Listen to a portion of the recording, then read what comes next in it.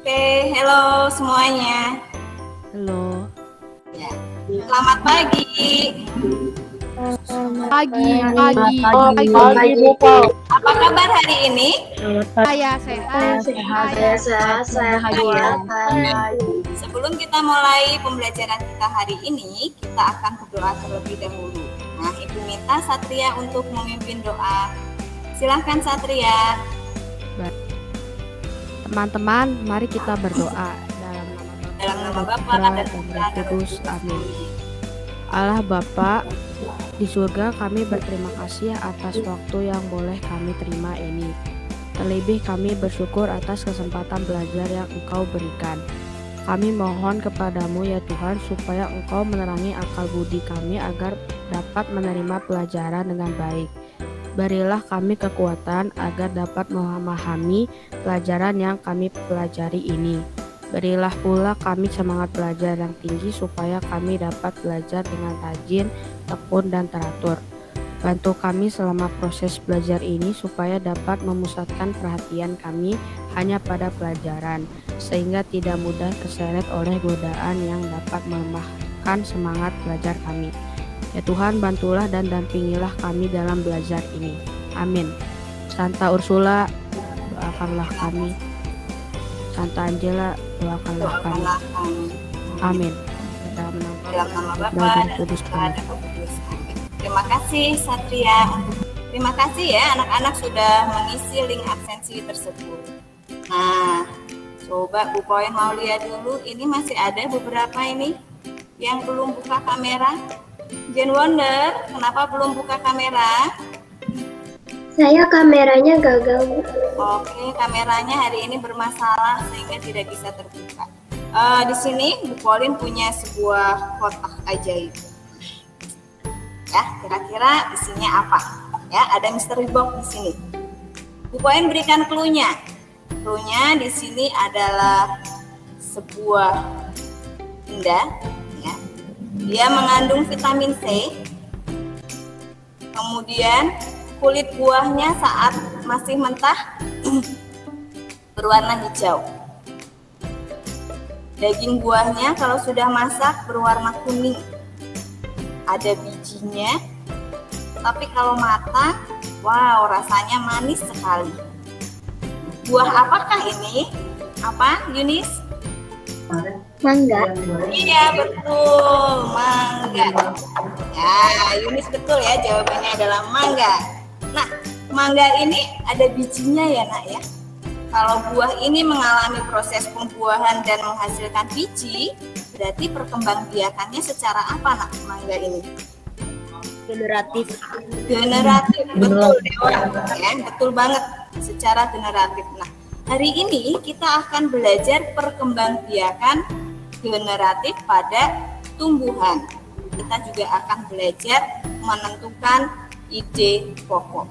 Kita akan belajar tema 1, selamatkan makhluk hidup, subtema 1, tumbuhan batu, dan pembelajaran yang pertama. Nah, coba perhatikan nak, gambar ini. Apa yang kalian lihat dari gambar ini? Ada ibu-ibu yang sedang mengambil wortel. Oke, pertanyaan Bu Pauline sekarang, mengapa ya di sini di sekitar ini ada banyak sekali tumbuhan? Mengapa tumbuhan itu sangat penting bagi kehidupan di bumi? Oke, coba.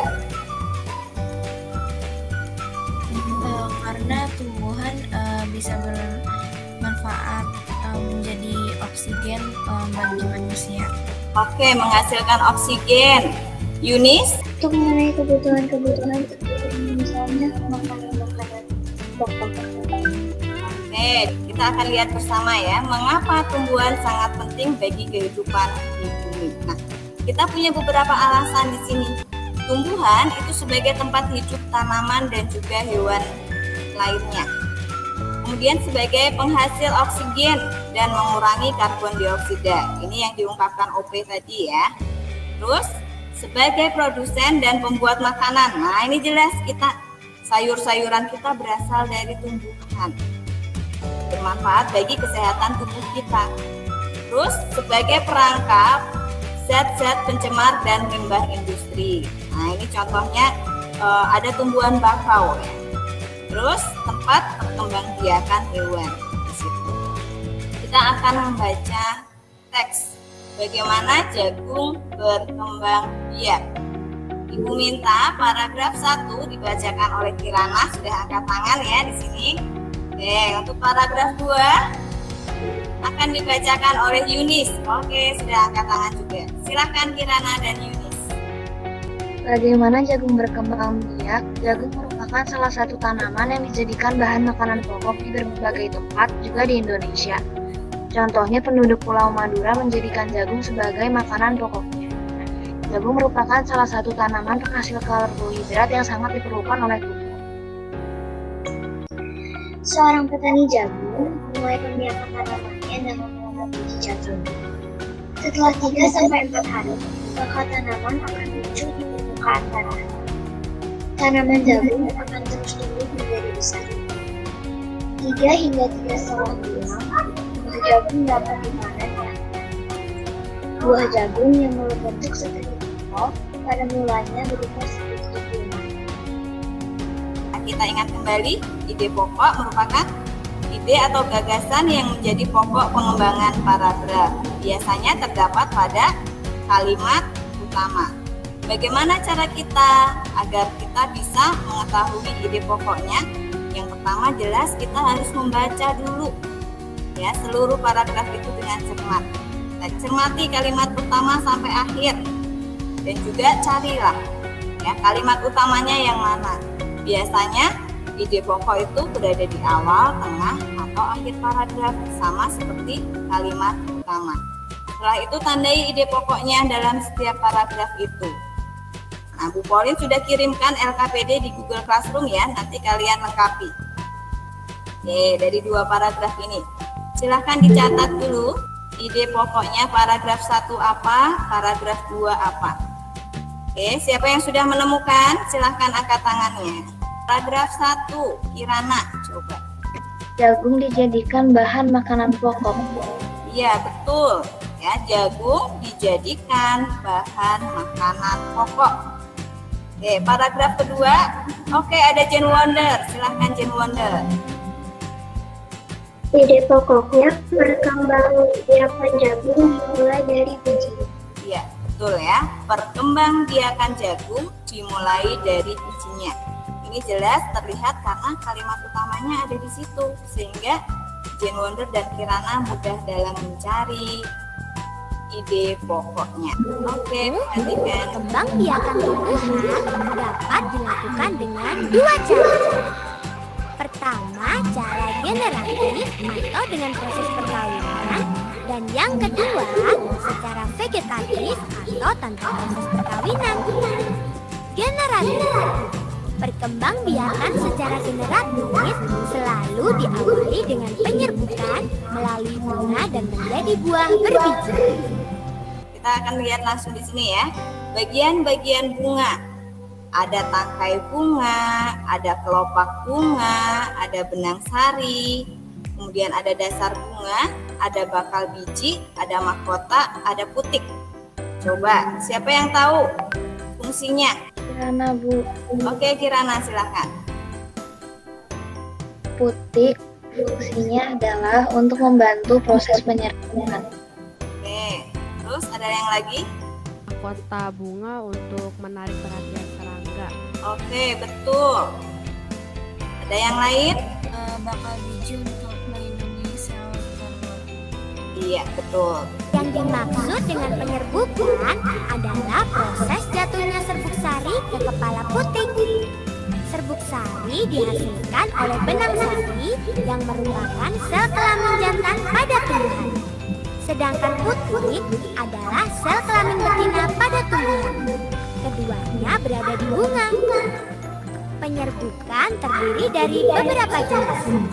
Penyerbukan sendiri. Penyerbukan sendiri merupakan serbuk sari yang jatuh di putik yang masih berada di satu bunga yang sama. Penyerbukan tetangga. Penyerbukan tetangga merupakan serbuk sari yang jatuh di bunga lain tetapi masih di pohon yang sama. Sekarang Bu Koin akan bagi kalian menjadi 6 kelompok. Dari tayangan video tadi, silahkan kalian diskusikan bersama teman-temannya. Apa saja ya yang terdapat di dalam LKPD ini? Silahkan tuliskan ya keterangan bunga-bunga ini, ya bagian-bagian bunga ini yang mana saja. Oke, kita akan mulai dari sekarang. Kalian akan cek ya Google Doc-nya siapa yang sudah.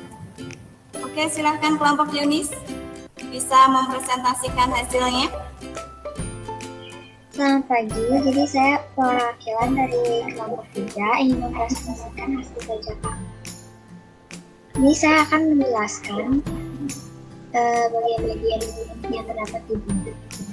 Yang pertama ada mahkota bunga untuk membantu penyerbukan. Yang kedua ada kepala sari, yaitu untuk menyimpan serbuk sari. Yang ketiga ada benang sari.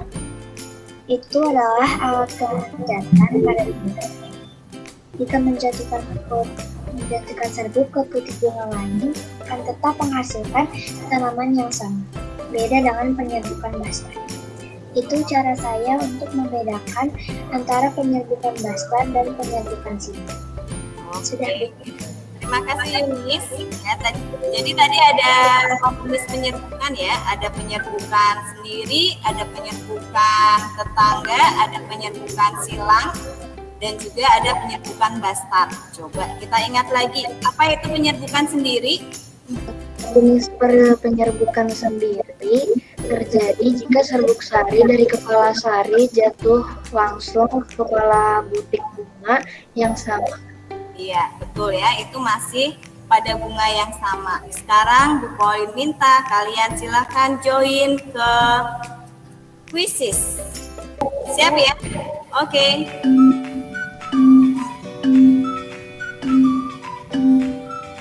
Kita akan berlomba siapa yang paling tinggi. Ayo Kirana naik lagi. Dan inilah juaranya. Oke, juara pertama ada Michael Joy, juara kedua ada Alin, dan juara ketiga ada Jinwon. Yang lainnya tetap semangat walaupun masih belum 100%. Apa saja yang sudah kalian pelajari hari ini tadi? Perkembangbiakan generatif,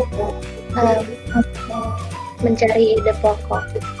Oke, jadi itu ya, kita sudah belajar tentang perkembangbiakan secara generatif pada tumbuhan. Kemudian kita sudah mencari ide pokok.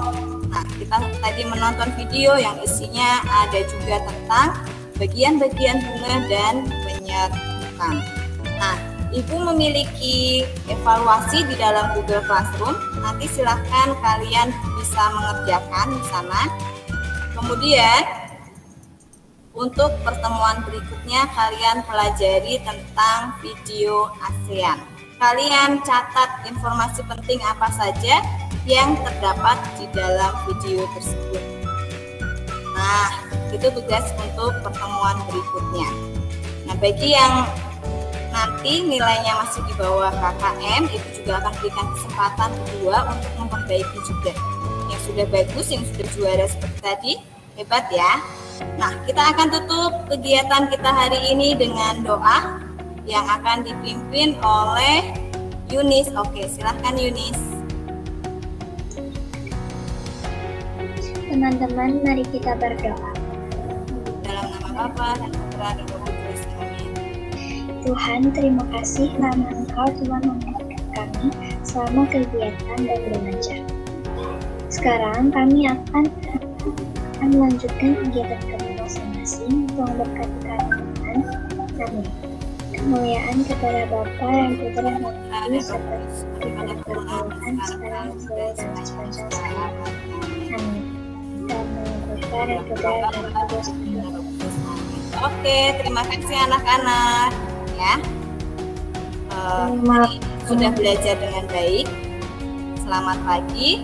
Tuhan memberkati dan juga salam entrepreneur. Entrepreneurship. Entrepreneurship.